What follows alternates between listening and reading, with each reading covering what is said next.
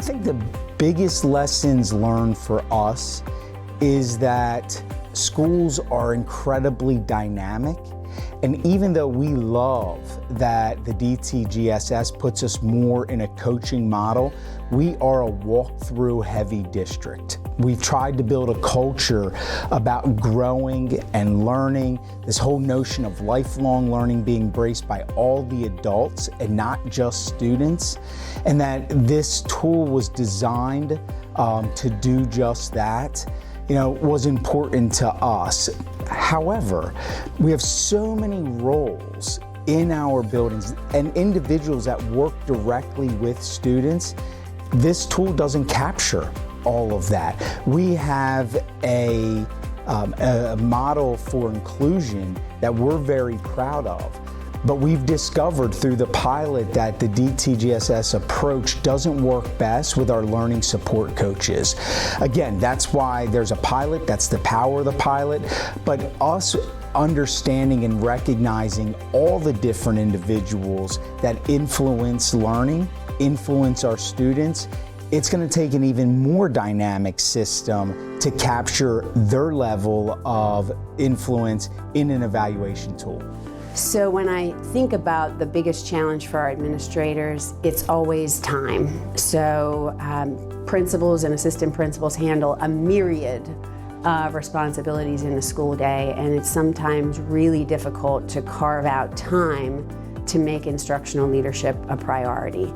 And so they had to get really strategic this year because we had folks that were out due to COVID, due to quarantine, but what they did was they calibrated their schedules so that when a principal was out conducting learning walks, that time was valuable for that person to stay the course while other administrators maybe handled some of the day-to-day operations. And so I think the benefit was having that administrative team think about how do we calendar this, make this a priority, and really commit to this idea of everyday instructional leadership where we're spending a good bulk of time in classrooms giving this high quality feedback to our teachers.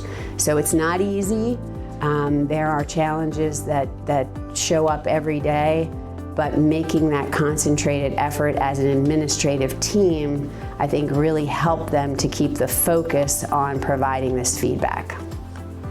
That was great. Okay. That's definitely the number one challenge for everyone out there for sure. Yeah, okay. All right, ready? Yep. Okay. So when I reflect on the biggest lessons learned, I think there's 3 points that come to mind. Number one is communication. I think it was critically important to communicate the why behind the teacher growth and support system with our staff. We had to develop this growth mindset that this process is all about getting better every day in our practices and learning and growing from each other. And I can't stress that enough. It's got to be a collaborative environment where people feel comfortable taking risks to improve their teaching practices. So I think communication's huge. The other piece that I think was really important was the calibration. The time we spent together looking at video clips, analyzing lessons, building our confidence as instructional leaders to be able to provide high quality feedback to our teachers. And that took a lot of time, but it was time well spent. And I can't stress enough the value in doing this, not only with the superintendent's leadership team, but with our principals and our assistant principals, so that we were all really focusing in on how we provide that high quality feedback. And then I think the last component is the alignment. As a district, you have competing interests, so you have to really think about what is our big focus for the year and how do we connect everything to that so it doesn't feel like we're moving in a million different directions, but we've been very clear about our focus. And for us as a district, it was Tier 1 instruction. What does that look like, knowing that every day what happens in classrooms makes the most difference for our students? And so keeping that at the center of all of our professional development with teachers, all of our professional development with our principals, really helped us to have a clear focal point that we all anchored into to improve our teaching practices. Last summer, when all the building administrators got trained, I got trained as well. And so what I allowed them to do at the start of the year was we took what we had from the department, we gave that presentation that the teacher had to go through on their own, and then the principals, which I have 6 buildings, each got to present it in their way, which would work for their staffs.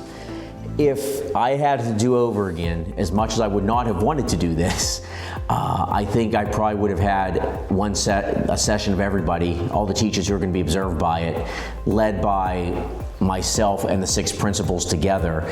And maybe what we had is we would have a general session and then went into some breakout groups, maybe by school or whatever, and then come back. So it was a little bit more of the same message, because I think what happened was, to no fault of their own, everybody does stuff a little bit different. So I think sometimes a different emphasis was placed in one building versus the other, and that ended up being a little bit challenging as we're trying to really do a pilot the right way. So I think that maybe that piece was a little bit, it was something, so somebody who's gonna go do this next year, I would recommend that if you have the ability to have it all presented at once, by the group at a time, I think that's the way you go, because I think it makes more sense, because they've all taken the video portion of it, they get into this. Obviously in some districts that's not even going to be possible with the size of districts, but maybe if you just said, hey, all the elementary teachers are going to get this training, all the secondary teachers are going to get this, and you split it up, that might be a way to do it. But I think the more you can train it once and the less people presenting individually, it would be better. The biggest lesson that I learned this year with this is more the format of these observations. One of the things that we tried to do to ease people into the process, because it was a pilot year, was we did just focus on a single performance area. I know that wasn't recommended, but we wanted to kind of, like I said, ease people into it. I will say to not do that. It is really beneficial to just go in, script what you see, and then when you come out, you have all of this evidence that really fits all over the rubric. So if I had to do it differently, I definitely would carry out their recommendation of just the whole entire rubric.